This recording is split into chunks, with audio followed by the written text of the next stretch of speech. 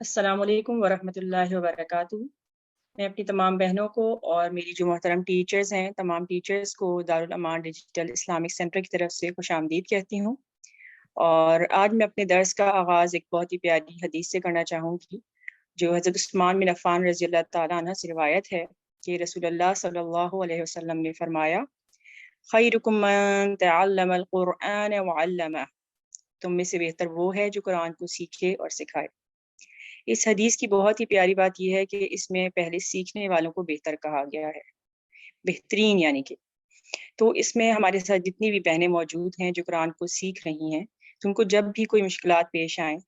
تو وہ اس حدیث کو ذہن میں رکھیں کہ ہم ان بہترین لوگوں میں شامل ہیں جو قرآن کو سیکھ رہے ہیں اور اس کو آگے سکھانے کی بھی کوشش کریں۔ ہمارے پیارے نبی صلی اللہ علیہ وسلم نے کتنی پیاری بات کہی ہے کہ جو سیکھے گا وہ بھی بہترین ہے اور جو سکھائے گا وہ بھی بہترین ہے۔ اور جتنی بھی بہنیں موجود ہیں ان سب کو یقیناً کوئی نہ کوئی مشکلات پیش آتی ہیں، جیسے وہ قرآن پاک کی تلاوت میں بیٹھتے ہیں تو بچے آ جاتے ہیں، اکثر تنگ کرتے ہیں،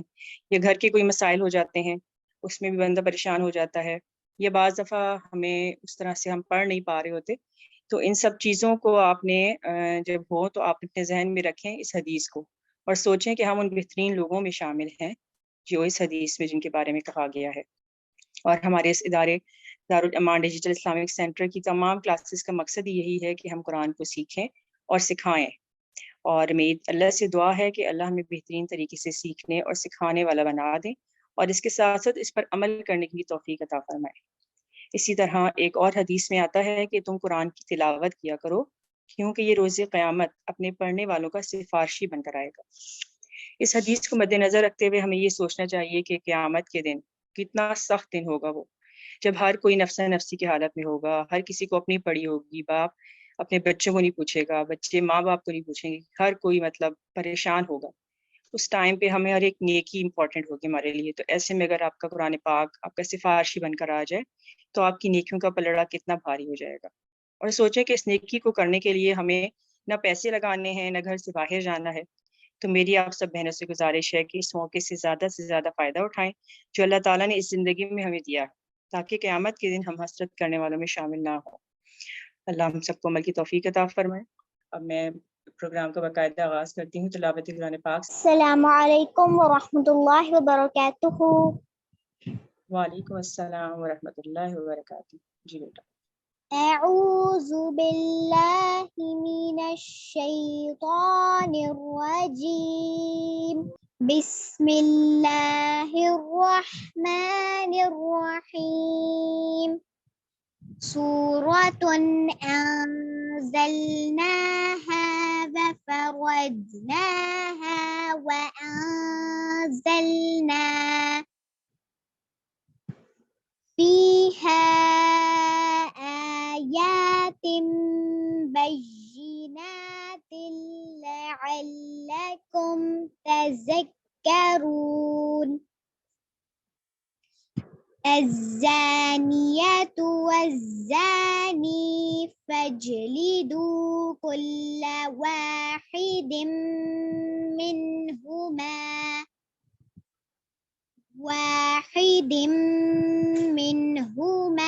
100 جلدة، ولا تأخذكم بهما رأفة في دين الله إن كنتم تؤمنون بالله واليوم الآخر، وليشهد عذابهما طائفة من المؤمنين، الزاني لا ينكح إلا زانية أو مشركة،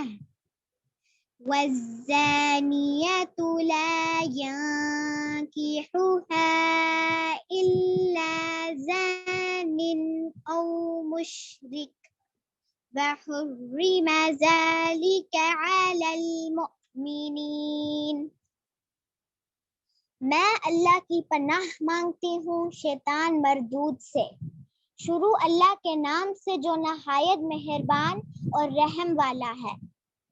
یہ ایک سورت ہے جس کو ہم نے نازل کیا ہے اور اسے ہم نے فرض کیا ہے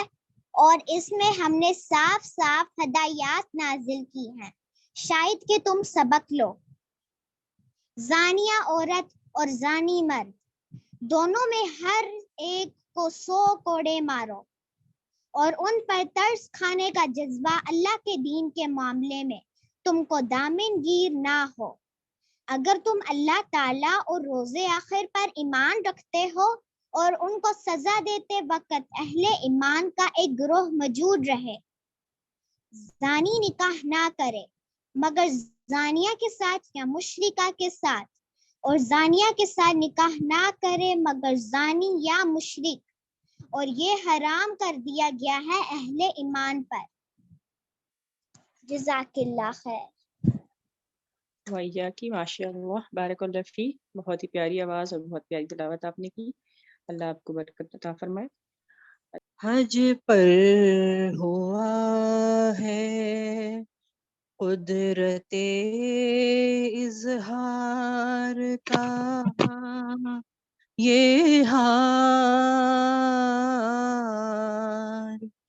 کھولا جو دل کا در بنے عنوان تیرے خیال، لبیک ہر قدم پہ زباں پر یہی سوال، سارے گناہ بخش دے اے رب ذوالجلال،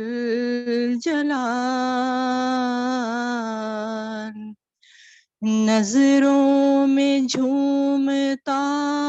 ہوا منظر طواف کا، روشن ہر ایک قدم پہ وہ رستہ مطاف کا، موقع یہی گناہوں کے ہے اعتراف کا، جھکنا تیرے حضور دل صاف صاف کا،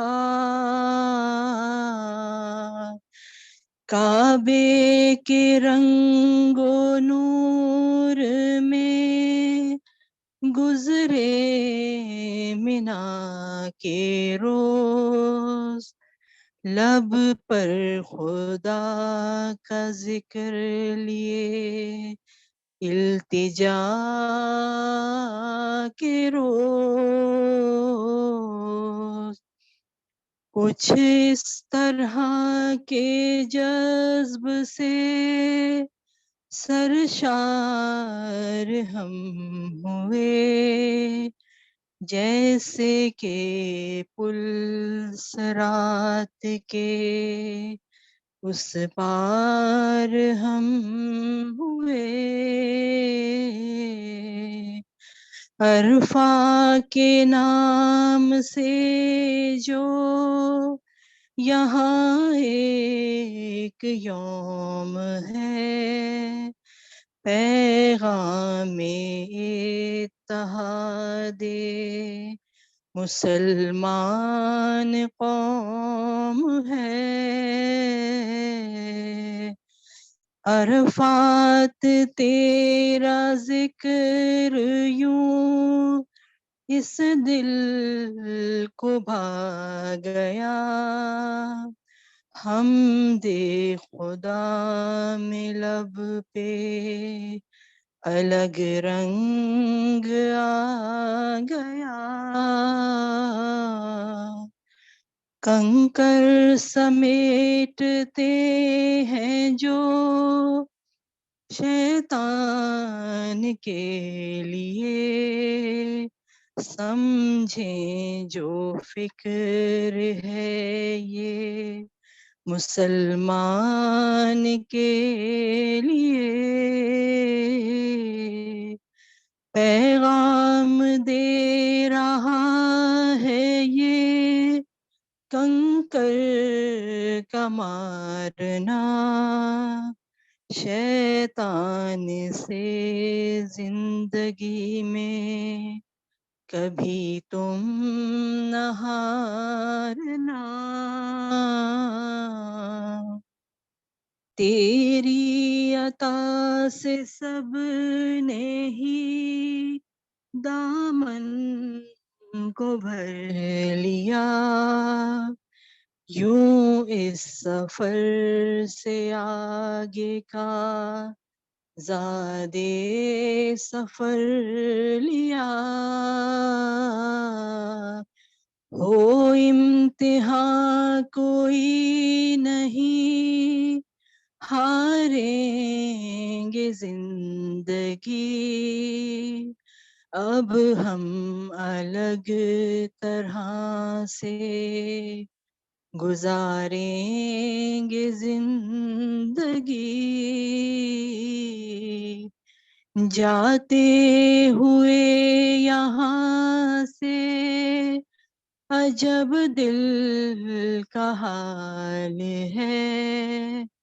تیرا ہی ذکر فکر ہے تیرا خیال ہے ہر لمحہ تیرے بن کے رہے تب کمال ہے آنکھوں سے اشک جاری ہے دل پر ملال ہے محسن دعا ہے حج کی یہ کوشش قبول ہو پھر زندگی میں ہم سے نہ اب کوئی بھول ہو حج پر ہوا ہے قدرت اظہار کا یہ حال کھولا جو دل کا در بنے عنواں تیرے خیال سارے گناہ بخش دے اے رب ذوالجلال شکریہ ماشاء اللہ بارک اللہ فیک جزاک اللہ خیر جیسا کہ آپ سب بہنیں جانتی ہیں کہ ذوالحجہ کا مہینہ شروع ہونے والا ہے اور اس کے پہلے 10 دن بہت فضیلت والے دن ہیں اس کو ہم ایک مثال سے سمجھتے ہیں کہ جس طرح تاجروں کی تجارت کو فروغ دینے کے لیے کچھ خاص موسم ہوتے ہیں اسی طرح مومنوں کے ایمان کی تجارت کو فروغ دینے کے لیے اللہ نے کچھ خاص موسم رکھے ہیں جیسے تاجر کسان اور کسی بھی شعبے میں کام کرنے والے اس موسم کا انتظار کرتے ہیں جس میں اس کی تجارت فروغ پاتی ہے اسی طرح ایک مومن بھی ان ایام کے انتظار میں رہتا ہے جن ایام میں اسے قربت الہی نصیب ہو رمضان المبارک کے بعد ایک مومن کے لیے عشرہ ذوالحجہ یعنی ذوالحجہ کے پہلے 10 دن بڑے ہی عظمت والے دن ہیں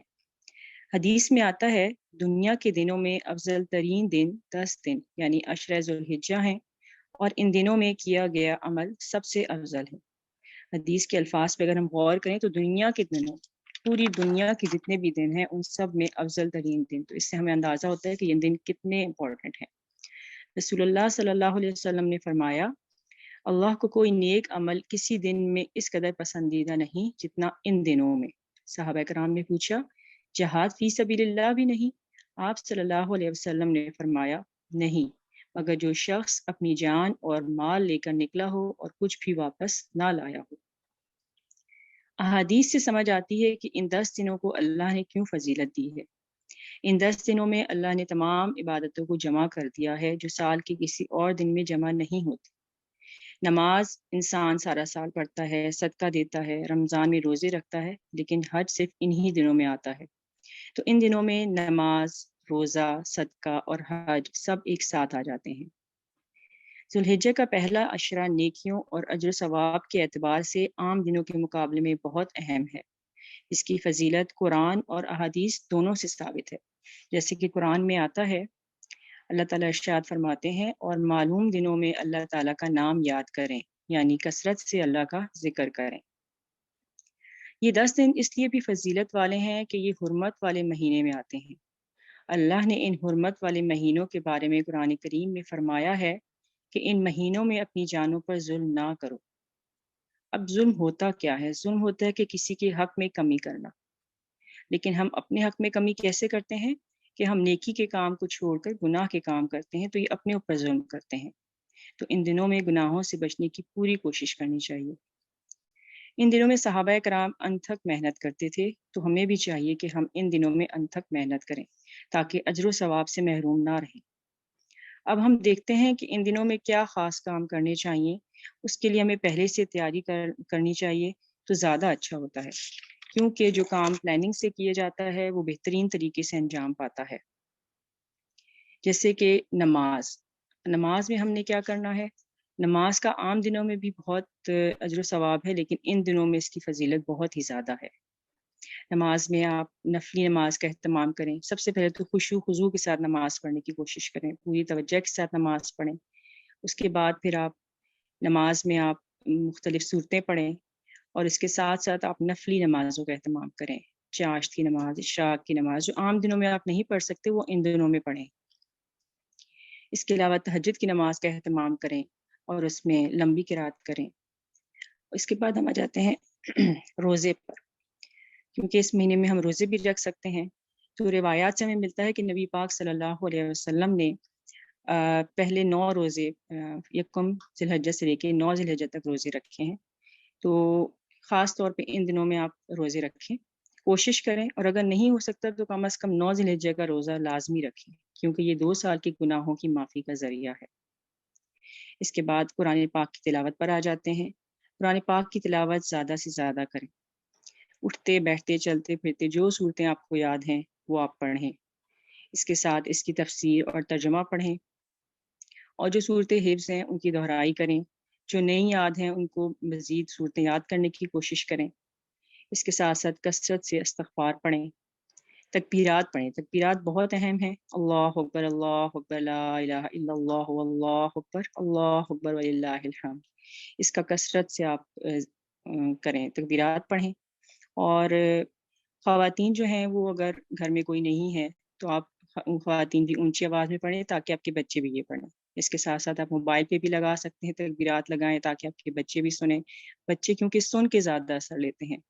वो आप उनको जो काम कहते हैं वो करते नहीं हैं, जो आप करके दिखाते हैं तो वो काम वो करते हैं, और जो आप लगाते हैं वो सुनते हैं बच्चे। तो आप इस तरह तकबीरात लगाएँ मोबाइल पे,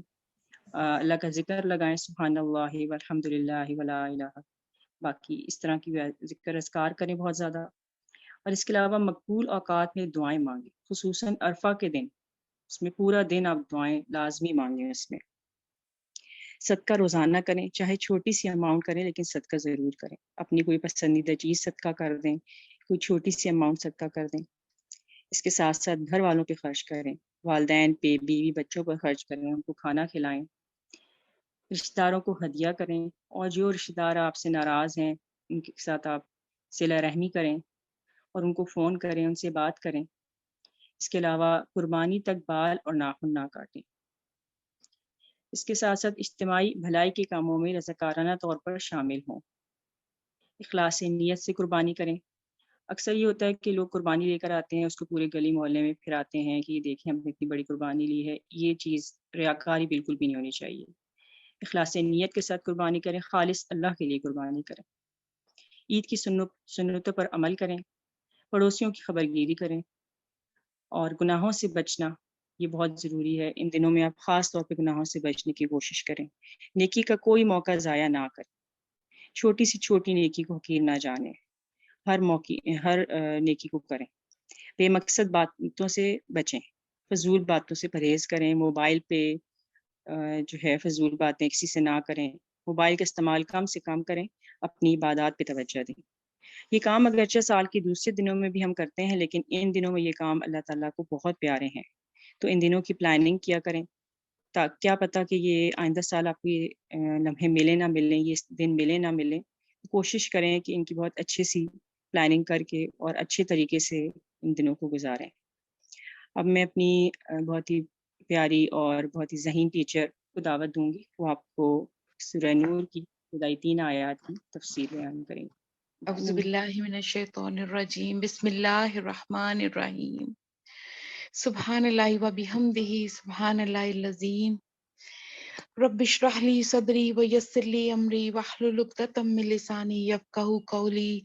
اللہم ارنا الحق حقا وارزقنا اتباعہ وارنا الباطل باطلا وارزقنا اجتنابہ۔ اعوذ باللہ من الشیطان الرجیم، بسم اللہ الرحمن الرحیم، رب اشرح لی صدری ویسر لی امری واحلل عقدۃ من لسانی یفقہوا قولی، والحمد للہ رب العالمین، الصلاۃ والسلام علی سید الانبیاء والمرسلین وعلی آلہ وصحبہ، اللہم اجعلنا منہم ومن الذین آمنوا وعملوا الصالحات وتواصوا بالحق وتواصوا بالصبر، اللہم لا تجعلنا من الفجار، آمین یا رب العالمین۔ السلام علیکم، میری تمام بہنوں کو، میرے اساتذہ اکرام کو، سب کو السلام علیکم۔ اللہ سبحانہ و تعالیٰ سے ہم سب اس دعا کے ساتھ اپنی اس مجلس کا باقاعدہ درس کا آغاز اس دعا کے ساتھ کرتے ہیں کہ جیسے ہماری بہن نے جو بہت خوبصورت حدیث ہمیں سنائی کہ ہم میں سے بہترین وہ ہیں، خیرکم من تعلم القرآن وعلمہ۔ تو جب بھی ہم قرآن پاک کو سننے اور سمجھنے کے لیے بیٹھیں تو ہم جو سورۃ زمر کی آیت نمبر 18 ہے، جس میں ہمیں اللہ سبحانہ و تعالیٰ ہم سے ارشاد فرماتے ہیں کہ الذین یستمعون القول فیتبعون احسنہ اولئک الذین ھداھم اللہ واولئک ھم اولو الالباب، یعنی وہ جو بات کو توجہ سے سنتے ہیں پھر اس کے بہترین پہلو کی پیروی کرتے ہیں، یہی وہ لوگ ہیں جنہیں اللہ نے ہدایت دی ہے، اور یہی وہ لوگ ہیں جو عقل مند ہیں۔ اور سورہ الاعراف میں بھی اسی طرح سے اس کی آیت نمبر 204 میں ارشاد ہوتا ہے ہمارے لیے وَإِذَا قُرِئَ الْقُرْآنُ فَاسْتَمِعُوا لَهُ وَأَنصِتُوا لَعَلَّكُمْ تُرْحَمُونَ، کہ جب قرآن پاک کو پڑھا جا رہا ہو تو اسے پوری توجہ کے ساتھ سنا کرو اور خاموش رہا کرو تاکہ تم پر رحم کیا جائے۔ پھر اسی طرح سے ہم یہ دیکھتے ہیں کہ جو سورت جیسے سورت نور، جیسے ہماری چھوٹی سی پیاری سی بیٹی نے جو تلاوت کی اور جو ترجمہ آپ نے سنا، سورت نور مدنی سورت ہے، اس کے 9 رکوع ہیں، 64 آیات ہیں۔ مصحف میں ترتیب کے اعتبار سے سورہ نور جو ہے وہ 24 نمبر پہ ہے، اور اس کے بارے میں ارشاد ہوتا ہے کہ حضور صلی اللہ علیہ وسلم نے بھی ارشاد فرمایا کہ حضرت عمر رضی اللہ تعالیٰ عنہ سے روایت ہے کہ اپنے مردوں کو سورہ المائدہ اور عورتوں کو سورہ نور کی تعلیم دو۔ تو جو سورہ نور میں جو احکامات ہیں اور جس طرح سے اللہ سبحانہ و تعالیٰ نے سورہ نور کا باقاعدہ جو آغاز کیا ہے، تو یہ ہمیں بتاتا ہے کہ اس سورہ مبارکہ میں کس طرح سے اللہ تعالیٰ نے ہمارے لیے ارشاد فرمایا۔ خاص طور پر جو احکامات اللہ تعالیٰ نے نازل کیے ہیں، وہ احکامات وہ ہیں کہ جو اللہ تعالیٰ نے جن کو ہم پر نازل کیا اور جو ہم پر فرض فرمایا۔ تو ہم سورہ مبارکہ کی طرف چلتے ہیں، لیکن اس سے پہلے میں آپ کو ایک حدیث مبارکہ جو ہے وہ میں سنانا چاہوں گی کہ حضور صلی اللہ علیہ وسلم جو ہے راشد بن سعد مقرائی رضی اللہ تعالیٰ عنہ کہتے ہیں کہ وہ روایت کرتے ہیں حضور صلی اللہ علیہ وسلم نے فرمایا کہ معراج کی رات میں کچھ ایسے لوگوں کے پاس سے گزرا جن کے چمڑے کی آگ سے بنے ہوئے، مطلب جن کے بالوں کو جو ہے وہ چمڑے کی آگ سے بنے ہوئے کینچیوں سے کاٹے جا رہے تھے۔ تو میں نے جبرائیل سے پوچھا کہ یہ کون لوگ ہیں، تو انہوں نے بتایا کہ یہ وہ لوگ ہیں جو عورتوں کو اپنی طرف مائل کرنے اور بدکاری کرنے کے لیے بناؤ سنگھار کرتے تھے۔ پھر میرا ایک گزر ایک کنویں پر ہوا جس میں سے نہایت بدبودار جو بھبک تھی وہ اٹھ رہی تھی، تو اور اندر سے چیخنے کی آوازیں آ رہی تھی. تو میں نے جبرائیل سے پوچھا کہ یہ کون لوگ ہیں؟ تو انہوں نے بتایا کہ یہ وہ عورتیں ہیں جو بدکاری کے لیے زینت اور آرائش کرتی تھی اور وہ کام کرتی تھی جو ان کے لیے جائز نہیں تھا. تو یہ حدیث مبارکہ، اور اس کے بعد جب ہم قرآن پاک کی آیات کی طرف دیکھتے ہیں تو ہمیں یہ اندازہ ہوتا ہے کہ اللہ سبحانہ و تعالیٰ نے جو سورہ مبارکہ جب یہ نازل کی، کیونکہ یہ مدنی سورت ہے اور جو اس کا آغاز ہوتا ہے تو اللہ سبحانہ و تعالیٰ ارشاد فرماتے ہیں سورۃ انزلناہا، کہ یہ ایک سورت ہے جسے ہم نے نازل کیا ہے. قرآن پاک تو پورا کا پورا اللہ سبحانہ و تعالیٰ کا کلام ہے. تو یہ ایسی سورہ مبارکہ ہے کہ جس میں اللہ سبحانہ و تعالیٰ نے اس کو دوبارہ اس کی تصدیق کی کہ یہ کلام پاک ایسا ہے، یہ وہ سورہ مبارکہ ہے، یہ سورہ نور ہے. اللہ نور السماوات والارض، اس آیت مبارکہ میں اللہ سبحانہ و تعالیٰ جو نور کی طرف ہمیں ہماری توجہ دلاتے، تو نور کیا ہے؟ نور بنیادی طور پر ہدایت ہے. نور اتنی وسعت رکھتا ہے، یہ معنی اپنے معنوں میں یہ لفظ کہ ہم اس کا احاطہ کرنے کے سے قاصر ہیں. کہ جیسے ہم اگر یہ دیکھیں کہ جب ہم دین کی طرف آتے ہیں، جب ہم ہدایت کی طرف آتے ہیں، جب ہم اللہ کے کلام کو سنتے ہیں تو ایسے لگتا ہے کہ ہمارا دل نور سے بھر گیا ہے. جب ہم کوئی نیکی کرتے ہیں تو ہمیں لگتا ہے کہ اللہ سبحانہ و تعالیٰ نے ہمیں اپنے نور سے کوئی نور عطا کیا ہے. تو یہ نور جو ہے یہ پوری کائنات ہے، سمجھیں کہ یہ کائناتی نور سے مربوط ہے. اور ہماری اگر جو ہدایت والی روح ہے وہ نور ہے. اور جب ہم یہ قرآن پاک پڑھتے ہیں، سنتے ہیں، اس کو سمجھتے ہیں، اور جب ہم اللہ تعالیٰ سے ہدایت کی دعا مانگتے ہیں تو اللہ سبحانہ و تعالیٰ اپنی ہدایت کی جو روشنی ہے وہ جب ہمارے دلوں میں ڈالتے ہیں تو یقیناً وہ پھر نور بن جاتا ہے. تو اللہ سبحانہ و تعالیٰ نے اس سورہ مبارکہ کے آغاز میں ہی کہا کہ یہ یعنی ایسا اللہ تعالیٰ نے اعلان شاہی کیا کہ اس سورہ مبارکہ کو انزلناہ و فرضناہ، کہ ہم نے اس کو نازل کیا ہے اور ہم نے اس کو فرض کیا ہے. تو یعنی قرآن پاک تو پورا ہمارے لیے ایک ہدایت ہے، ایک مطلب وہ کتاب ہے کہ جو ہمارے لیے یعنی جو اس میں کلام جو سننے والا ہے اس کے دل میں کسی قسم کا یہ شک پیدا نہ ہو کہ یہ کلام جو ہے یہ متکلم خود ہے. یعنی اللہ سبحانہ و تعالیٰ خود یہ ارشاد فرما رہے ہیں کہ یہ کلام ہم نے نازل کیا ہے، یہ سورت ہم نے نازل کی ہے. اور یہ جو تصدیق اللہ سبحانہ و تعالیٰ کی خصوصی طور پہ سورہ مبارکہ میں ہے وہ ہمیں یہ بتاتی ہے کہ اس میں جتنے بھی بیانات ہیں، یعنی جس میں جتنے بھی اللہ تعالیٰ نے احکامات جاری کیے ہیں، ان سب کی اہمیت جو ہے وہ اتنی زیادہ ہے ہماری زندگی میں کہ اس میں ہمارے لیے ان کو چھوڑنا یا ان سے روگردانی کرنا وہ ہمارے لیے کسی بھی طرح سے فائدہ نہیں دیتی. یعنی یہ ہے کہ وہ ہمارے لیے ہدایت ہمیں دکھاتی ہے اور ہمیں ہدایت کے راستے پر چلنے کے لیے مدد فرماتی ہے. تو انزلنا یعنی اللہ سبحانہ و تعالیٰ نے اس کو نازل کیا ہے، اللہ تعالیٰ نے اس کو ہر چیز سے محفوظ کیا ہے، اور اللہ سبحانہ و تعالیٰ نے جو اس میں فرض کیے ہیں جو بھی احکامات، تو اس میں ہمارے لیے کسی بھی قسم کی کوئی گنجائش نہیں کہ ہم اس کے اوپر عمل نہ کریں. یعنی یہ ہے کہ اللہ تعالیٰ نے اس میں جو حلال کا حکم دیا ہمیں اس کے اوپر عمل کرنا، جو حرام کا اللہ تعالیٰ سبحانہ و تعالیٰ نے ہمیں حکم دیا اور ہم نے اس کے اوپر عمل کرنا، کہ یعنی اس کو ہم نے چھوڑنا، اور جو حلال ہے اس کے اوپر ہم نے عمل کرنا، اور حرام کو اس طرح سے اللہ تعالیٰ کے یعنی ہم نے اس کو چھوڑنا. اور اس اللہ تعالیٰ نے جو صاف صاف ہدایات نازل کی جس میں یعنی فیہا وانزلنا فیہا آیات بینات، اور اللہ سبحانہ تعالیٰ ارشاد فرماتے ہیں کہ اس میں کھلی نشانیاں ہیں، واضح آیات اللہ تعالیٰ نے نازل کی ہیں، لعلکم تذکرون، تاکہ ہم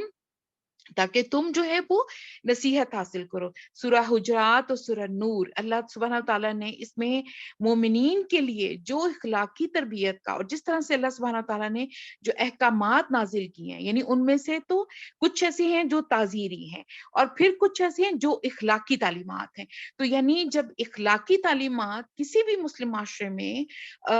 अमल पैरा हम करते हैं, उन पर अमल पैरा होते हैं, तो उससे क्या होता है कि वो माशरा जो है वो एक जो शिद्दत है उसकी तरफ नहीं जाता। यानी ये है कि वो इंसान जो अपने इनफरादी अमाल करता है, वो इनफरादी अमाल फिर एक फैमिली के लेवल पे आते हैं, फिर उसके बाद वो एक सोसाइटी के लेवल पे आते हैं। तो यानी ये है कि जो अल्लाह सुब्हानहू तआला की तरफ से अता करदा जो हिदायत का नूर है, वो फिर उस सोसाइटी के लेवल पे नजर आता है। और वो तभी मुमकिन हो सकता है कि जब हम अल्लाह सुब्हानहू तआला की इन आयात के ऊपर जो है वो हम अमल करें और वो उसको समझें, उसके पूरे कॉन्टेक्स्ट को समझने की जरूरत है। क्योंकि ये है कि हम इन आयात से यानी जो अल्लाह ताला ने जो आयात नाजिल की हैं वो कोई सिफारिशात नहीं है, वो फर्ज हैं, और फर्ज ऐसे हैं कि जिनको हम किसी भी तरह से छोड़ नहीं सकते। फिर उनके ऊपर हमारी ख्वाहिशात जो है वो गालिब नहीं आ सकती, और ना ही यानी एक मोमिन की कोई ख्वाहिश भी जो है वो उसके रास्ते की रुकावट बन सकती है। तो इसीलिए जो फर्ज की बात की गई है वो इसलिए की गई कि उससे बताया, इस मतलब हमें बताना ये मकसूद है कि जितने भी हम यानी जो इखलाक, जो आदाब हम भूल गए हैं, तो उनकी ताकीद की गई है। हम अगर ये देखें कि इस सब फितनों का जितना भी दौर है, मतलब जितने भी फितने हमारे इर्द गिर्द हैं, उन सब के ऊपर अगर हम नजर डालें तो ये वो हैं जो शुरू से चले आ रहे हैं। तो यानी ये है कि जो एक मोमिन है उसके लिए ये दुनिया एक कैद खाने के तौर पर है। किस तरह से? क्योंकि उसने इन सारी चीजों से बचना है, उन तमाम फितनों से बचना है। वो हराम जो अल्लाह सुब्हानहू तआला ने हराम करार दिए, वो काम उनसे बचना है। जो अल्लाह ताला ने हलाल करार दिए उनके ऊपर अमल करने की कोशिश करनी है। तो बुनियादी तौर पर इस सूरह मुबारका के जितने भी जो असबाक इसमें दिए गए हैं, और खास तौर पर जो हमने जो सूरह मुबारका में हज़रत आयशा रज़ी अल्लाह तआला अन्हा के हवाले से जो एक वाक़या हुआ, और उस वाक़ये के ज़रिए अल्लाह सुब्हानहू तआला ने जो हिदायत इस सूरह मुबारका में नाज़िल की, यानी जब ये वाक़या हो गया था, तो उसके बाद ये हुआ कि 1 महीना और कुछ रिवायात के मुताबिक उससे ज़्यादा था कि जिसमें यानी अभी कोई अहकाम नाज़िल नहीं हुए थे। और वो इतनी यानी मुश्किल बात थी, और इतनी यानी उस सब के लिए तकलीफ-दह बात थी, क्योंकि तमाम मुसलमान हुज़ूर सल्लल्लाहु अलैहि वसल्लम खुद और वो सब इतनी मुश्किल में थे, क्योंकि हज़रत आयशा रज़ी अल्लाह तआला अन्हा पर जिस तरह से तोहमत लगाई गई थी और जिस तरह से साजिश की गई थी, उसमें मुनाफिकीन का जैसे हम जानते हैं कि ये सूरह मुबारका जो है वो मदनी है, और इसका नुज़ूल तकरीबन 6 हिजरी में हुआ। तो इसके पीछे मुनाफिकीन का बहुत बड़ा ग्रुप था, और खास तौर पर जो अब्दुल्ला बिन उबई है जो रईसुल मुनाफिकीन है, तो वो उसने इसमें बहुत बुनियादी किरदार अदा किया। और उसमें अनफॉर्चुनेटली ये हुआ कि जो कुछ बहुत ही सादा लोग मुसलमान थे वो भी मतलब इसमें कुछ शरीक हो गए, जो इस तरह का प्रोपेगेंडा हुज़ूर सल्लल्लाहु अलैहि वसल्लम हज़रत आयशा रज़ी अल्लाह तआला अन्हा के खिलाफ बनाया गया। तो ये बहुत ज्यादा तकलीफ और बहुत कर्ब की बात थी कि हज़रत आयशा रज़ी अल्लाह तआला अन्हा जो है वो जिस तरह से मतलब ये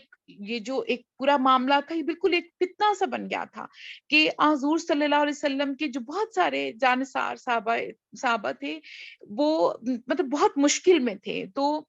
ये जो, अगर मैं इसको मुख्तसर सा इसका खुलासा बयान करूं इस वाक़े का, तो ये था कि हज़रत आयशा रज़ी अल्लाह तआला अन्हा पर जो फितना था वो ये था कि हुज़ूर सल्लल्लाहु अलैहि वसल्लम जब इस तरह के उस पे जाया करते, तो ये था कि वो कुरा डाल लिया करते थे कि कौन जो है वो जाएँगे साथ, यानी उसमें अज़वाज मुतहहरात में से। तो हज़रत आयशा रज़ी अल्लाह तआला अन्हा जो है वो इसमें गई, ताकि और क्योंकि कुरान अंदाज़ी में उनके लिए फैसला हुआ। तो یہ ہوا کہ جب وہ وہاں پہ پہنچے اور پڑاؤ کیا تو وہ مدینے کے قریب ہی تھے، تو جب پڑاؤ ہوا تو رات کا بھی کچھ حصہ باقی تھا، تو وہ جب کوچ کی تیاریاں شروع ہوئی تو حضرت عائشہ رضی اللہ تعالیٰ عنہ جو ہے وہ گئیں رفع حاجت کے لیے گئیں، اور جب وہ پلٹنے لگیں تو ان کو لگا کہ ان کا جو گلے کا ہار ہے وہ ٹوٹ گیا اور کہیں گر گیا، تو وہ اس کو تلاش کرنے کے لیے نکلی۔ اتنے میں کیا ہوا کہ جو قافلہ تھا وہ روانہ ہو گیا۔ تو وہاں پہ یہ ہوتا تھا کہ چونکہ ازواج مطہرات وہ ماشاءاللہ اتنی وہ تھیں، سلم سی تھیں، تو وہ جب انہوں نے ان کی پالکی اٹھائی حضرت عائشہ رضی اللہ تعالیٰ عنہ کی، تو ان کو پتہ ہی نہیں چلا کہ وہ اس میں نہیں ہے، تو وہ انہوں نے اٹھایا ان کی پالکی کو اور اپنے اس پہ چار لوگوں نے جیسے اٹھاتے تو اٹھایا اور اس کو اونٹ پہ رکھ دیا۔ تو وہ حضرت عائشہ رضی اللہ تعالیٰ فرماتی ہیں کہ وہ چونکہ ظاہر ہے غذا کی کمی کی وجہ سے بہت ہی ہلکی پھلکی، تو ان کو اندازہ ہی نہیں ہوا کہ وہ اس میں نہیں موجود۔ تو جب وہ واپس وہاں سے پلٹی تو انہوں نے دیکھا کہ وہ قافلہ وہاں پہ نہیں ہے، تو انہوں نے یہ سوچا کہ مجھے وہاں جب پہنچ کے نہیں پائیں گے تو وہ واپس آ جائیں گے، تو اپنی چادر اوڑھ کے ادھر ہی لیٹ گئی۔ تو اسی حالت میں ان کو نیند آ گئی۔ تو جب ان کو نیند آئی تو جو تقریباً صبح کا ٹائم ہو گیا، تو جو صفوان بن معطل تھے ان کی یہ ذمہ داری ہوتی تھی کہ وہ جب قافلہ چلا جائے تو وہاں سے دیکھ لیں کہ کوئی چیز رہ گئی ہو یا کوئی اس طرح کے معاملات۔ تو یہ بدری صحابیوں میں سے تھے۔ تو جب انہوں نے صبح دیکھا تو انہوں نے جب چونکہ وہ حضرت عائشہ رضی اللہ تعالیٰ فرماتی کہ وہ جب یہ پردے کا حکم ابھی نہیں آیا تھا تو وہ دیکھ چکے تھے، تو انہوں نے جب دیکھا تو انہوں نے انا للہ و انا الیہ راجعون پڑھا، اور انہوں نے کہا کہ یعنی حضور صلی اللہ علیہ وسلم کی بیوی تو یہی رہ گئی۔ تو کہنے لگی کہ حضرت عائشہ رضی اللہ تعالیٰ نے کہ اسی آواز سے میری آنکھ کھلی، تو انہوں نے فوراً پھر اپنے منہ پہ چادر ڈال لی، تو انہوں نے ان سے کوئی بات نہیں کی، اور وہ پھر اپنا اونٹ جو ہے وہ انہوں نے ان کو وہاں پہ بٹھا کے تو اس کے بعد وہ چلے گئے۔ اور وہ کہتی ہیں کہ وہ اونٹ انہوں نے کھڑا کیا اور وہ وہاں سے ہٹ گئے، اور پھر وہ اونٹ پہ بیٹھی سوار ہوئی، اور پھر اس کے بعد وہ لشکر کے ساتھ جا ملی۔ لیکن کیا ہوا کہ اس طرح کی جو مطلب جو وہ بعد میں پہنچی، تو جو عبداللہ بن ابی تھا اس نے اتنی یعنی حضرت عائشہ رضی اللہ تعالیٰ عنہ کے لیے اس طرح سے اس نے کہا کہ خدا کی قسم یہ بچ کر نہیں آئی، لو دیکھو تمہارے نبی کی بیوی جو ہے وہ نعوذ باللہ کہ وہ کسی ایک شخص کے ساتھ انہوں نے رات گزاری ہے، وہ اعلانیہ لے کر چلا آ رہا ہے۔ تو وہ اتنی حضرت عائشہ رضی اللہ تعالیٰ عنہ فرماتی کہ وہ مدینے پہنچ کر بیمار ہو گئی، تو تقریباً 1 مہینہ وہ بیمار رہی۔ تو شہر میں جو تھا وہ اس طرح کا یہ جو بہتان اتنا بڑا لگایا گیا ان کے اوپر، تو وہ اس کی خبر جو تھی وہ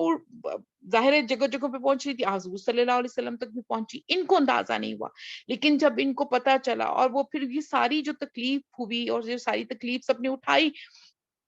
تو اس کے پھر اللہ سبحانہ وتعالیٰ نے یعنی حضرت عائشہ رضی اللہ تعالیٰ عنہ کی برات نازل کی، اور ان کو جو ہے وہ اس الزام سے ان کو آزاد کیا جو یہ فتنے کے طور پر اس طرح سے یعنی سرفیس پہ ہوا، اور سب نے جو ہے یعنی ان کے لیے سخت جو ہے وہ عذاب کی وعید دی گئی ہے جنہوں نے اس پورے معاملے میں اپنا حصہ ڈالا۔ اور اس سورہ یعنی اس واقعے کی روشنی میں پھر اللہ سبحانہ وتعالیٰ نے ایسی آیات نازل فرمائی جو انشاءاللہ آیت نمبر 2 اور 3 اور اس سے آگے بھی ہم دیکھیں گے کہ جس طرح سے یعنی جو کسی کے اوپر غلط الزام لگائے کتنا گناہ ہے اس کے لیے، اور جو یعنی جو زنا کرے وہ کتنا جو ہے وہ کتنا غلط ہے۔ تو ہم آیت نمبر 2 کے حوالے سے ہم دیکھتے ہیں کہ اللہ سبحانہ وتعالیٰ ارشاد فرماتے ہیں کہ جو زانیہ مرد ہے اور زانیہ عورت ہے اور زانی مرد ہے۔ اب ہم یہ دیکھیں کہ یہاں پہ جو زانیہ ہے اس کا ذکر پہلے آیا ہے اور زانی کا جو ذکر ہے وہ دوسرے نمبر پر آیا ہے۔ تو ہم اگر ہم جنرلی ایک سوسائٹی کے اوپر نظر ڈالیں تو اللہ سبحانہ وتعالیٰ نے عورت کو بحیثیت ماں جو مقام دیا ہے، بحیثیت بیٹی کے جو مقام دیا ہے، اور بحیثیت بیوی کے جو مقام دیا ہے، تو بنیادی طور پر عورت کو یہ بات کبھی بھی نہیں بھولنی چاہیے کہ اللہ سبحانہ وتعالیٰ نے جس طرح سے دین میں ہمارے دین میں جس طرح سے اللہ سبحانہ وتعالیٰ نے عورتوں کو جو مقام دیا ہے وہ کسی بھی اور دین میں نہیں ہے۔ اور ہم یہ دیکھیں کہ جب خواتین جس معاشرے میں تھوڑی بے حیائی جو ہے وہ جب زیادہ ہونے لگے تو اس میں دیکھیے گا کہ تب جو اس طرح کی برائیاں ہیں، اخلاق کی برائیاں، تب وہ زیادہ ہونے لگتی ہیں. اور اگر خواتین اس معاملے میں یعنی وہ تمام معاملات اور وہ تمام احکامات جو اللہ سبحانہ وتعالیٰ نے قرآن پاک کے ذریعے اور حضور صلی اللہ علیہ وسلم کی حدیث کے ذریعے جو ہم تک پہنچائے، تو اگر ہم بحیثیت مومن اگر ہم ان کے اوپر عمل کریں، یا ایون باقی شریعت میں بھی یعنی یہ جو اس میں بھی ہم دیکھتے ہیں کہ جو سزائیں بھی تھیں، تو کچھ ایسی سزائیں تھیں جو شریعت موسوی میں بھی تھی، تو حضور صلی اللہ علیہ وسلم نے ان کو اسی طرح سے کنٹینیو کیا. فار ایگزامپل ہم یہ دیکھتے ہیں کہ جو ایک زانی عورت ہے اور زانی مرد ہے، اب یہاں پہ جو یہ جو دونوں میں سے ہر ایک کو 100 کوڑے مارے جائیں، اور اللہ سبحانہ تعالیٰ جو اس کا ٹرانسلیشن ہے جو اس میں ہم یہ پڑھتے ہیں کہ ہر ایک کو 100 کوڑے مارو، اور ان پر ترس کھانے کا جذبہ جو ہے وہ اللہ کے دین کے معاملے میں تمہیں دامنگی نہیں ہونا چاہیے، اور اگر تم اللہ تعالیٰ اور روز آخرت پر یقین رکھتے ہو تو ان کو سزا دیتے وقت اہل ایمان کا ایک گروہ جو ہے وہ موجود رہے. تو ہم یہ دیکھیں کہ اس آیت مبارکہ میں کس طرح سے ہمیں یہ بتایا جا رہا ہے کہ یہ جو 100 کوڑے ہیں وہ مارے جائیں. تو ہم یہ دیکھیں کہ جو کوڑا ہے ایک، وہ کس قدر تکلیف دہ ہے. تو جب 100 کوڑے مارے جائیں گے تو اس وقت وہ شخص کتنی تکلیف میں ہوگا. لیکن آپ یہ دیکھیں کہ یہ گناہ کتنا بڑا ہے، یہ گناہ کتنا بڑا ہے کہ جس کے لیے یہ کوڑے کی سزا جو ہے وہ تجویز کی گئی ہے. لیکن یہ ان کے لیے تجویز کی گئی ہے کہ جو ان میرڈ ہے. جو میرڈ ہے ان کے لیے جو ہے وہ رجم ہے کہ ان کو جو ہے وہ سنسار کیا جائے. تو ہم یہ دیکھتے ہیں کہ اللہ سبحانہ تعالیٰ نے جو ہمیں ارشاد فرمایا کہ اور حکم دیا کہ وہ یہ کہ ترس نہیں کھانا چاہیے، اور مومن کا اہل ایمان کا جو گروہ موجود ہو. اگر ہم یہ دیکھیں کہ اس کی جو حکمت ہے اور جو اس کے اندر جو ہمارے لیے جو بھلائی ہے وہ کیا ہے، کہ اگر ایک شخص کو اور ایک عورت کو اگر وہ لگتے ہیں کوڑے، اور اس دوران میں وہ موجود ہوں گے سارے مومن اہل ایمان، تو ہمیں اس سے پتہ چلے کہ وہ ایک عبرت کا نشان ہے. تو عبرت کا نشان بنانے کا مقصد کیا ہے کہ یہ اتنا بڑا گناہ ہے کہ اس سے بچنے کے لیے اگلے لوگوں کے لیے ہم دروازے ان کے لیے بند کریں. یعنی یہ ہے کہ ان کے لیے جب ان کو یہ پتہ چلے کہ کتنی یہ تکلیف دہ چیز ہے، تو اس کے بعد وہ یعنی وہ اسے اگر وہ نرمی کی جائے گی، یعنی کسی کو چھوڑ دیا، جیسے کہ حضور صلی اللہ علیہ وسلم کی ہم حدیث مبارکہ پڑھتے ہیں کہ جب یعنی اس ٹائم میں جب ایک عورت تھی جس نے چوری کی تھی، اور وہ اگر میں اس کو صحیح سے پروناؤنس مطلب ریڈ کر پا رہی ہوں تو اس میں یہ تھا کہ حضور صلی اللہ علیہ وسلم نے ارشاد فرمایا تھا کہ پہلی قومیں صرف اس لیے ہلاک ہوئی تھی کہ ان میں اگر کوئی جو طاقتور ہے وہ اگر کوئی اس طرح کا کوئی غلطی کرتا تھا یا کوئی جرم کرتا تھا تو وہ اس کو معاف کر دیا جاتا تھا. تو اگر ہم اس سوسائٹی میں دیکھیں تو کیا ہے، تو اگر ہم اللہ سبحانہ تعالیٰ کے اوپر یہ اللہ تعالیٰ کی آیات پر، اس کے احکامات پر یقین رکھتے ہیں، اور ہم اپنے دین کے معاملات کو اس کی اصل روح کے ساتھ سمجھے، تو ہمیں یہ سمجھنا چاہیے، ہمیں اس بات کے اوپر یقین کرنا چاہیے. آج کل بہت ساری ہم دیکھیں گے جو ہیومن رائٹس کی آرگنائزیشنز ہیں، آپ کو یاد ہوگا یہ جب پچھلے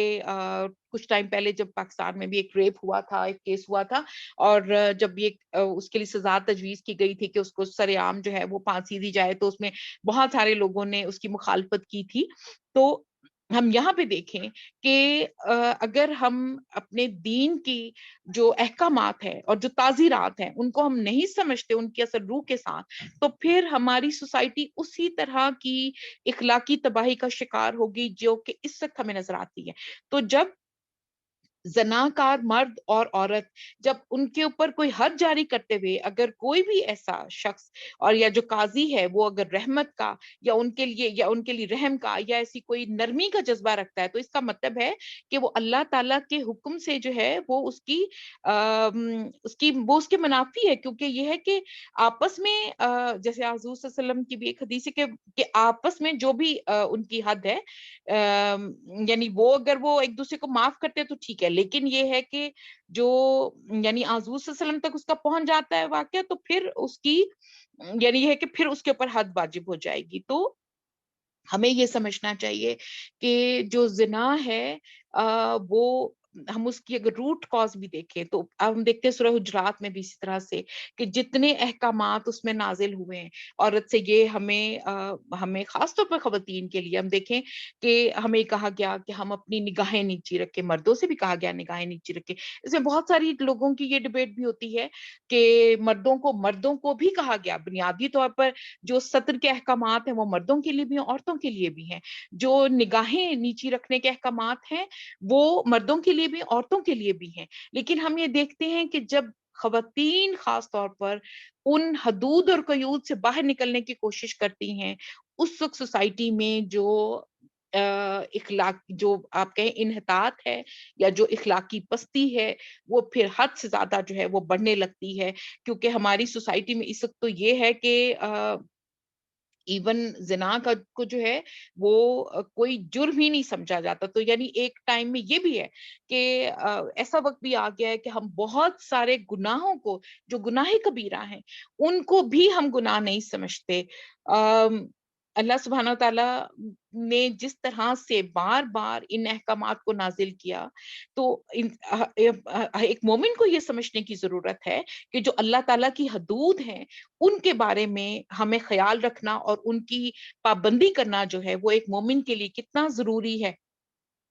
سیدہ عائشہ رضی اللہ تعالیٰ عنہ نے کہا کہ حضور صلی اللہ علیہ وسلم نے فرمایا کہ اے امت محمد، اللہ سے بڑھ کر غیرت مند جو ہے وہ کوئی نہیں ہے کہ وہ بندے یا بندی کو زنا کرتے ہوئے دیکھے. تو اے امت محمد، اگر تمہیں وہ معلوم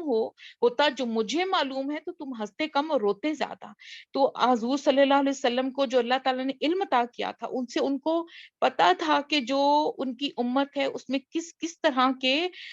وہ دیکھیں گے جو اخلاقی بیماریاں ہیں اور جو گناہ کبیرہ ہے. اور جو سب سے زیادہ افسوس کی بات یہ ہے کہ جو گناہ کبیرہ ہے ان کو ہم گناہ کبیرہ سمجھتے ہی نہیں ہیں. تو ایون یعنی حضور صلی اللہ علیہ وسلم، حضرت اسامہ رضی اللہ تعالیٰ عنہ جو ہیں وہ انہوں نے گزارش کی کہ تو رسول اللہ صلی اللہ علیہ وسلم نے فرمایا کہ جو اللہ کی حدود میں سے ایک حد کے بارے میں وہ سفارش کرنا، تو آپ صلی اللہ علیہ وسلم نے کھڑے ہو کر خطبہ دیا، فرمایا کہ اے لوگوں، تم میں سے پہلے لوگوں کو ہلاک کیا اس بات نے کہ ان میں سے جب کوئی معزز چوری کرتا تو اسے چھوڑ دیتے، اور ان میں سے جب کوئی کمزور چوری کرتا تو اس پر حد جاری کر دیتے. اور اللہ کی قسم، اگر فاطمہ رضی اللہ تعالیٰ عنہ بنت محمد صلی اللہ علیہ وسلم بھی چوری کرتی تو میں اس کا بھی ہاتھ کاٹ دیتا. تو یعنی یہ ہے کہ ہمیں یہ سمجھنے کی ضرورت ہے کہ جب ہم اللہ سبحانہ تعالیٰ کے احکامات سنتے ہیں تو ہمیں ان کے اوپر عمل کرنے کی ضرورت ہے. اور خاص طور پر جو اس وقت سوسائٹی میں ہمیں نظر آتے ہیں کہ اللہ تعالیٰ یہ چاہتے ہیں کہ جو سزا دینے کا جو مقصد ہے اصل وہ پورا ہو. کیونکہ یہ ہے کہ اگر وہ پبلکلی جیسے اہل ایمان کا گروپ موجود ہو اور وہ اس کے اوپر، اس سزا کے اوپر عمل کیا جائے، تو اس سے کیا ہوگا؟ اس سے یہ ہوگا کہ اور بہت سارے لوگ جو ہیں وہ ایسے گناہ کرنے سے باز آ جائیں گے. کیونکہ اس وقت بھی جس طرح سے جو جہالت ہے وہ اس کی وجہ سے انسان بہت سارے معاملات کا جو ہے وہ ادراک نہیں کرتا. اور وہ خود یہ کہ انسان اپنے آپ کو اتنا عقل میں بڑا سمجھتا ہے، لیکن در حقیقت وہ اتنا حماقت میں مبتلا ہے کہ وہ یہ سمجھتا ہے کہ وہ اللہ تعالیٰ سے زیادہ انسانوں کا ہمدرد ہے. تو حالانکہ اللہ سبحانہ تعالیٰ سے زیادہ رحم کرنے والی ذات وہ ان تمام خصوصیات کی مالک ہے. وہ سب سے زیادہ رحمان ہے، وہ رحیم ہے، وہ ہمارے دلوں کو جانتا ہے، وہ ہمارے عملوں کو بہترین جو ہے وہ ان کا قدردان ہے. وہ ہر وہ عمل جو ہم اللہ تعالیٰ کی خوشنودی کے لیے کرتے ہیں اور ہر وہ عمل جو ہم اللہ سبحانہ تعالیٰ کی رضامندی کے لیے کرتے ہیں. تو اللہ سبحانہ تعالیٰ اسی کو ہدایت عطا فرماتے ہیں کہ جو خود جو ہے وہ اللہ سبحانہ تعالیٰ سے ہدایت طلب کرتا ہے. تو بنیادی طور پر یہی ہے کہ کوڑوں کی سزا ان مرد اور عورتوں کے لیے جو شادی شدہ نہیں ہیں، اور جو شادی شدہ ہیں ان کے لیے جو ہے وہ سنت سے ثابت ہے رجم. کیونکہ یہ ہے کہ جو کوڑوں کی حد ہے وہ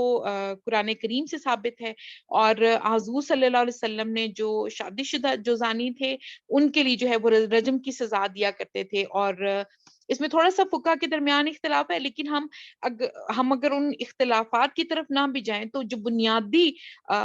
حکم ہمیں یہاں پہ اللہ سبحانہ وتعالیٰ نے ارشاد فرمایا کہ جو زنا ہے وہ بہت بڑا یعنی کہ وہ گناہ کبیرہ ہے، تو اس سے بچنے کی ہر ایک مومن کو جو ہے وہ کوشش کرنی ہے. اور پھر یعنی جہاں پہ ہمیں تعزیراتی حکم آیا کہ ان کو کوڑے مارے جائیں، تو وہاں پہ ایک اخلاقی جو ایک حکم دیا گیا وہ کیا تھا کہ جو آیت نمبر 3 میں ہم دیکھتے ہیں کہ اللہ سبحانہ وتعالیٰ ارشاد فرماتے ہیں کہ جو زانی ہے وہ نکاح نہیں کرے گا مگر زانیہ یا مشرک عورت کے ساتھ، اور زانیہ کے ساتھ اور ساتھ ہی جو ہے وہ اسی طرح سے زانیہ بھی جو ہے وہ نکاح نہیں کرے گی مگر زانی یا مشرک مرد کے ساتھ، اور پھر اور یہ کہ یہ اہل ایمان پر حرام قرار دیا گیا ہے. تو اس میں اگر ہم دیکھیں تو قباحت کیا ہے، وہ قباحت یہ ہے کہ ہم یہ دیکھیں کہ جو ایک مومن مرد اور مومن عورت ہے، اللہ سبحانہ تعالیٰ نے جو ایمان کا نور ان کو عطا کیا ہے، تو بنیادی طور پر جو زانی ہے تو پھر وہ اس نور کے دائرے سے اور اس ایمان کے دائرے سے نکل گیا اس وقت جب تک کہ وہ توبہ کرے، اور اللہ سبحانہ تعالیٰ ظاہر ہے توبہ کو قبول کرنے والے ہیں، لیکن یہ کہ جب وہ زنا کر کے اس جرم کا ارتکاب کر لے تو وہ یقیناً جو ہے وہ نہ وہ اس کا جسم پاک ہے نہ اس کی روح پاک ہے. تو اس کے لیے جو حکم یہاں پہ دیا گیا اور یہ اخلاقی حکم تھا، کیونکہ اللہ سبحانہ وتعالیٰ نے ہم یہ دیکھیں کہ اس وقت جو ہم معاشرے میں دیکھتے ہیں کہ استغفر اللہ اور یہ کتنے سالوں سے اسی طرح کی چیزیں چلی آ رہی ہیں کہ بہت ساری جگہوں پہ اور ایسی کیسے میں اپنے الفاظ میں کہوں کہ یعنی کبھی کوڑے کے ڈھیر پہ، کبھی کہیں پہ، کبھی کوئی بچہ کہیں چھوڑ جاتا ہے، کبھی کوئی اس طرح سے. تو یعنی یہ ہے کہ اس طرح کے گناہ کبیرہ کے نتیجے میں جو بچے پیدا ہوتے ہیں تو یہ کہ پھر الٹیمیٹلی ان کی جو مطلب ان کا پھر معاشرے میں جو سٹیٹس ہے یا جو ان کا معاشرے میں جو ہے وہ مقام ہے، تو وہ ان ساری چیزوں کو یعنی یہ ہے کہ اس آیت کریمہ میں بنیادی طور پر جو زنا ہے اس کی قباحت کے حوالے سے اللہ سبحانہ وتعالیٰ نے ارشاد فرمایا کہ یہ اتنا فعل بد ہے، اور جو فاعل ہے یعنی جو کرنے والا ہے اور اس کے ساتھ جو میل جول رکھنے والے ان لوگوں کی عزتوں پر ایسا دھبا لگتا ہے کہ وہ یعنی ان کو جو ہے وہ گناہ جو ہے وہ گناہ ہی نہیں لگتا. تو اسی لیے یعنی کہا گیا کہ جو زانی مرد ہے وہ پھر اسی طرح کی عورت کے ساتھ نکاح کرے، اور اسی طرح سے جو لیکن یہ نہیں کہ یہ کوئی حکم اس طرح سے، کیونکہ بنیادی طور پر یہ کہ جو زانی ہے وہ پھر اسی طرح کے جیسے کہتے ہیں نا کہ اچھے مرد اچھی عورتوں کے لیے یا اچھی عورتیں اچھے مردوں کے لیے اور برے مرد بری عورتوں کے لیے، تو اسی طرح سے جو خود بدکار ہوگا تو وہ یقیناً جو ہے پھر اس کے ساتھ اگر کوئی ایمان والی کے ساتھ اگر اس کا کوئی نکاح ہو گیا تو پھر یقیناً پھر حالات کس طرح سے ہوں گے، کیونکہ شادی جو ہے نکاح جو ہے وہ اتنا ایک مقدس کانٹریکٹ ہے اور ایک مقدس جو ہے وہ عمل ہے کہ اس میں پھر اس طرح کے گناہ کبیرہ کی قطعاً گنجائش نہیں ہے. تو یعنی یہ کہ اہل ایمان پر یہ حرام کر دیا گیا کہ اللہ تعالیٰ نے جو ہے وہ مومن مردوں اور مومن عورتوں پر اس زنا جو ہے اس کو حرام کیا گیا، اور یہ لازم ہے کہ جو زانی ہے اس کا نکاح پھر پاک دامن عورت سے نہ ہو. ہاں اگر وہ توبہ کر لے تو ٹھیک ہے، اور پھر اسی طرح سے زانیہ عورت کا بھی. تو یہ ہے کہ کیونکہ ہم یہ دیکھیں کہ ایون جو شادی ایک انسٹیٹیوشن ہے، اور عورت کی خاص طور پر مطلب ماں کی خاص طور پر اور ظاہر باپ کی بھی دونوں کی ذمہ داری ہے کہ وہ اپنے بچوں کی جس طرح سے تربیت کرتے ہیں. تو اگر یہ دیکھا جائے کہ اگر ان دونوں کا مس میچ ہوتا ہے یعنی دونوں میں سے کوئی ایک اس طرح کی حرکت کر چکا ہے اور اس کے بعد وہ اپنے فیملی کو ریز کرنے کی کوشش کرتے، تو ہم یہ دیکھیں کہ اس کے کیا اثرات ہوتے ہیں پوری فیملی کے اوپر. اور یہ یعنی کہتے ہیں نا کہ جب اگر بنیاد مضبوط نہیں ہوگی، بنیاد اچھی نہیں ہوگی تو یقیناً پھر آگے عمارت بھی جو ہے وہ بھی اچھی کھڑی نہیں ہو پائے گی اور وہ بھی پائیدار نہیں ہوگی. تو اسی طرح سے جو ایمان کی مضبوطی ہے وہ اسی میں ہے کہ اللہ سبحانہ تعالیٰ کی جو جو قائم کردہ حدود ہیں ان کے اوپر عمل کیا جائے، ان کے اوپر سختی سے عمل کیا جائے. اور یہ ہے کہ ان یعنی کیونکہ زنا اتنا کبھی فیل ہے کہ یہ اور یہ ایسی انسان کی ایک نفسیاتی حالت ہے کہ اس وقت انسان کا جو دل ہے وہ اس کے مطلب شعور اور ایمان سے خالی ہو جاتا ہے. ابھی ایک ریسنٹ میں دیکھ رہی تھی کہ اسپین میں باقاعدہ جو ہے وہ مطلب سیکس کو ایکسپورٹ دے دی گئی ہے، مطلب ایکسپورٹ کا درجہ دے دیا گیا ہے. تو یہ جو اس وقت جتنے بھی فتنے ہمارے ارد گرد ہمیں نظر آتے ہیں تو یہ وہ سب وہ ہیں کہ یعنی اس سچویشن میں تو ہمیں قرآن پاک کی تعلیمات کو زیادہ سے زیادہ اپنے یعنی امت مسلمہ کے ساتھ ساتھ ہم استغفر اللہ جس طرح کی سچویشن ہم دیکھ رہے ہیں اپنے ارد گرد، تو اللہ سبحانہ تعالیٰ سے ہم یہی دعا کر سکتے ہیں ہدایت کی اپنے لیے اور سب کے لیے، کہ تاکہ اللہ تعالیٰ تمام لوگوں کو اس طرح کے جو گناہ کبیرہ ہیں اللہ تعالیٰ ان سے محفوظ رکھے ہم سب کو، اور اللہ تعالیٰ یعنی جو ہماری آنے والی نسلیں ہیں اللہ تعالیٰ ان سب کو بھی اس طرح کے تمام گناہ کبیرہ اور صغیرہ سب سے اللہ تعالیٰ ہم سب کو محفوظ رکھیں. کیونکہ یہ وہ گناہ ہیں کہ جب انسان چھوٹے چھوٹے گناہوں کو، جیسے ہماری بہن نے اس سے پہلے کہا نا کہ جو شیطان ہے ہم اس کے اس طرح بہت سارے بہکاموں سے ہم دور ہیں، کیونکہ شیطان جو ہے اور ہمارا اپنا نفس جو ہمارا نفس ہمارا ہے وہ ہر لمحے ہمارے ساتھ ہے. تو وہ کیا کرتا ہے کہ ہمیں چھوٹی چھوٹی چیزوں سے ہمارے یعنی دین سے دور کرنے کی کوشش کرتا ہے، اور وہ تو کرتا رہے گا. لیکن ہم نے یہ کرنا ہے، ہمارے حصے کا کام یہ ہے کہ جو آج کا بھی ہم نے لیکچر دیکھا ہے، اور جو ہم یعنی ہم جو ماشاءاللہ جو ہماری سب بہنیں ڈیلی الحمدللہ، اور الحمدللہ اب تو ماشاءاللہ ہماری جتنی بھی کلاس ہے وہ ویک کے اوپر پورے ویک کے اوپر الحمدللہ محیط ہے. تو ہم یہ دیکھتے ہیں کہ جو ہم نیکی کی بات، جو بھلائی کی بات اور جو دین کی بات ہم سنتے ہیں، ہم اس کے اوپر اس کو سمجھیں، اس کی روح کو سمجھیں، ہم اس کے اوپر عمل کرنے کی کوشش کریں، ہم اس کو آگے پہنچانے کی کوشش کریں. اس لیے کہ اللہ سبحانہ وتعالیٰ نے ارشاد فرمایا کہ خیرکم من تعلم القرآن وعلمہ. تو ہم اللہ تعالیٰ سے یہی دعا کرتے ہیں کہ ہم جو ادنا کوشش کر رہے ہیں کلام پاک کو سمجھنے کی، اس کے اوپر عمل کرنے کی، اللہ سبحانہ وتعالیٰ ہمیں قرآن پاک کی ہر آیت کا جو نزول ہے اس کی روح کو سمجھنے کی اللہ تعالیٰ ہمیں توفیق عطا فرمائے. کیونکہ جس تکلیف سے، جس مشقت سے اور جس طرح سے حضور صلی اللہ علیہ وسلم نے قرآن پاک کی تعلیمات کو جس طرح سے آگے پہنچایا، جتنی مشکلات انہوں نے برداشت کی، ہم تو اس کے مقابلے میں ہم تو الحمدللہ ثم الحمدللہ اللہ تعالیٰ نے جتنی نعمتیں ہمیں عطا کی ہیں، اور یہ ہمارے لیے امتحان ہے کہ ہم ان نعمتوں کے ہوتے ہوئے ہم کس طرح سے اپنے دین کی بات کو آگے پہنچا سکتے ہیں. تو اللہ سبحانہ تعالیٰ سے ہم یہی دعا کرتے ہیں کہ اللہ سبحانہ تعالیٰ ہماری ان چھوٹی چھوٹی کوششوں کو قبول اور منظور فرمائے اپنی بارگاہ میں، اور اللہ سبحانہ تعالیٰ ہم سے وہی بات جو ہے وہ ہم سے آگے منتقل کروائیں جس سے اللہ سبحانہ تعالیٰ ہم سے راضی ہوں، اور ہمارے کاموں میں اور ہمارے عملوں میں اللہ تعالیٰ برکت عطا فرمائیں، اور اللہ تعالیٰ ہمیں توفیق عطا فرمائے کہ ہم اپنے اس دین کے فروغ میں ہم اپنا جو کردار ادا کر سکیں. اللہ سبحانہ وتعالی ہمیں اس کی توفیق عطا فرمائے، اور ہمیں ہر وقت جو یعنی ہم جو پڑھتے ہیں کہ ولا تکلنی نفسی الی طرفۃ عین کے یعنی ہماری پلک جھپکنے میں بھی اللہ سبحانہ وتعالی ہمیں ہمارے نفس کے حوالے نہ کریں. تو ہم اللہ سبحانہ وتعالی کے ساتھ اس دعا کے ساتھ کہ اگر مجھ سے کوئی کمی بیشی ہو گئی ہو اللہ سبحانہ وتعالی اس سے مجھے معاف فرمائیں، اور اللہ سبحانہ وتعالی ہم سب کو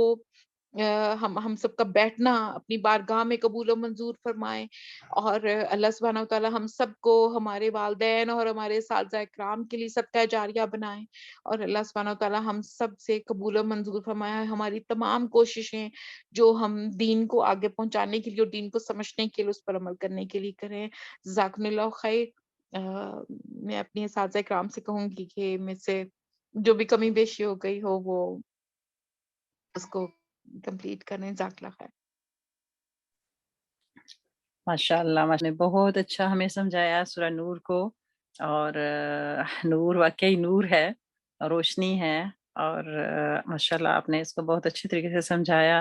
अल्लाह ताला हम सबको अमल की तौफ़ीक अता फ़रमाए। यहाँ पर एक छोटी-सी बात मैं ये चाहूँगी कि एक थोड़ा-सा यहाँ पर देखें ना, अज़्ज़ानी ला यंकिहु इल्ला ज़ानियतन औ मुशरिकतन। और दूसरा आया है वज़्ज़ानियतु ला यंकिहुहा इल्ला ज़ानिन औ मुशरिक। ठीक है? यहाँ पर 2 गुनाहों का ज़िक्र किया गया है, 2 गुनाह करने वाले, ज़िना करने वाला मर्द और ज़िना करने वाली औरत, शिर्क करने वाला मर्द और शिर्क करने वाली औरत। तो इसको अगर हम एक तराजू में देखें तो ज़िना और शिर्क ये 2 एक जैसे गुनाह हैं। ज़िना से तो हम में से हर कोई कराहियत करता है, नफ़रत करता है।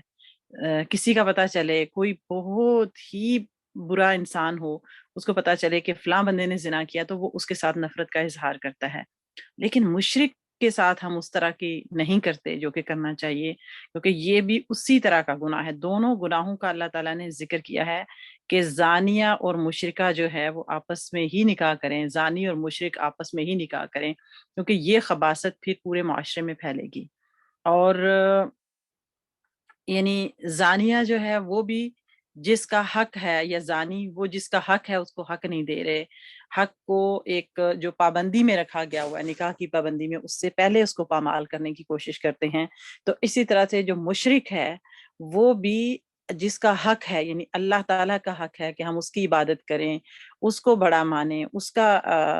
यानी उसकी सारी ज़ात सिफ़ात में किसी को शरीक ना करें। और जब कोई किसी दूसरे को हम शरीक करते हैं तो ये कितना बड़ा गुनाह है। अल्लाह ताला कितने गज़बनाक होते हैं। उसमें सूरह मरियम में हम पढ़ते हैं ना कि ये एक ऐसी बात है, जो कोई कहता है कि अल्लाह ताला के साथ शिर्क करता है तो ऐसे ही है जो कहता है कि अल्लाह का बेटा है या फरिश्ते अल्लाह की बेटियां हैं। ऐसे ही है गोया कि आसमान, इतनी बड़ी बात कि आसमान फट जाए या जमीन शक हो जाए, इतनी बड़ी बात है। तो अब अगर हम किसी दूसरे को इसमें शामिल कर देते हैं कि फलां बंदे के पास भी इख्तियार है जो अल्लाह रब्बुल आलमीन के पास इख्तियार है, तो ये बहुत घिनौनी बात है। इससे हमें बहुत बचने की ज़रूरत है। अल्लाह ताला हम सबको ये जितनी भी अखलाकी बीमारियां इंशाल्लाह अब हम पढ़ेंगे आगे, ये एक छोटे से वाक़े से जो भी वाक़या होता है ना, तो उससे यानी पूरी उम्मत की इस्लाह होती है। और आज अगर देखा जाए तो जिस मुआशरे में आज हम पल रहे हैं, बच्चों को पाल रहे हैं, हम रह रहे हैं, ये माशरा वो है कि एक लम्हे के लिए अगर हमारा बच्चा किसी सोसाइटी में जाता है, किसी भी जगह पर जाता है, ना घरों में अब सेफ हैं बच्चे, ना गली मोहल्ले में, ना किसी स्कूल, कॉलेज, यूनिवर्सिटी में, हर जगह पे हमें कहते हैं ना, जैसे दिल को धड़का सा लगा रहता है कि क्या बनेगा, क्या होगा? अल्लाह ना करे ऐसा ना हो जाए, ऐसा ना हो जाए। इन सारी चीज़ों से बचने के लिए, जैसे अभी नूर भी कह रही थी ना, कि अपनी बच्चियों को, अपने बच्चों को ये सूरह नूर और सूरह माइदा ये हमें पढ़ानी चाहिए। ये अहकामात वाली जो सूरतें हैं ना, इनका तर्जुमा खुद भी और इनके साथ बैठ के पढ़ें और उनको बताएं कि ये कितना बड़ा अल्लाह ताला की तरफ से किस तरह से हमारे लिए हिफाजती बंद बांधे गए हुए हैं। आगे इंशाल्लाह हम पढ़ेंगे ना अगले दरूस, ये इसी तरह से इंशाल्लाह हर 15 दिन बाद ये दर्स सूरह नूर पे ही होगा, पूरी कंप्लीट सूरह नूर करेंगे। तो इसमें इंशाल्लाह जो बाकी भी अहकामात हैं आपको पता चलते जाएंगे। तो मैं ये थोड़ा-सा यही मैं सोच रही थी कि ये जो है ना, ये हमें मुआज़ना इस आयत का ज़रूर करना है कि जितना ज़िना घिनौना जुर्म है, इतना ही शिर्क घिनौना जुर्म है, बल्कि उससे भी बढ़ के है। क्योंकि जब हम अल्लाह ताला को उसका वो हक जो उसका है वो नहीं देंगे, उसके साथ किसी दूसरे को शरीक करेंगे, तो हम उसकी उस तरह से इबादत नहीं करेंगे, उस पर उस तरह से इत्मीनाद, तवक्कल, भरोसा नहीं करेंगे जिस तरह से करना चाहिए। तो जैसे एक ज़ानी मर्द या औरत जो है वो उस तरह से अपनी बीवी का या अपने शोहर का हक अदा नहीं कर सकेंगे जो उसका हक बनता है। तो यहाँ दोनों जो है ना वो हक मारने वाली चीज़ें हैं, इस पे गौर कीजिएगा कि ये शिर्क भी कोई छोटा जुर्म नहीं है, ये दोनों जुराइम बहुत बड़े हैं और इसके मुआशरे पर बहुत मनफ़ी असरात होते हैं। अल्लाह ताला हम सबको बेहतरीन अमल करने वाला बनाए। नूर ने भी बहुत अच्छे से तरीके से समझाया। और माशाल्लाह हदीस मुबारका में मैं कहूँगी कि ज़िलहिज्जा के मुतालिक स्पेशली जो किरण ने मालूमात हमें दी हैं, बहुत ही नाफ़े हैं। अब चूँकि ये दिन आने वाले हैं, तो आप इनमें भरपूर इह्तमाम करें, ताकि हम इसका भरपूर फ़ायदा उठा सकें। जैसे वही स्पेशल नेकियों का मौसम आने वाला है,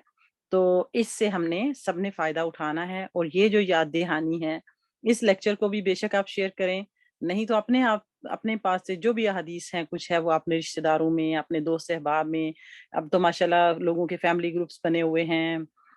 فرینڈس گروپ بنے ہوئے ہیں, تو یہ ان میں سرکولیٹ ہونی چاہیے چیزیں. ہمیں یہ وہ چیزیں ہیں جن کی ایک دوسرے کو یاد دہانی کرواتے رہنا چاہیے.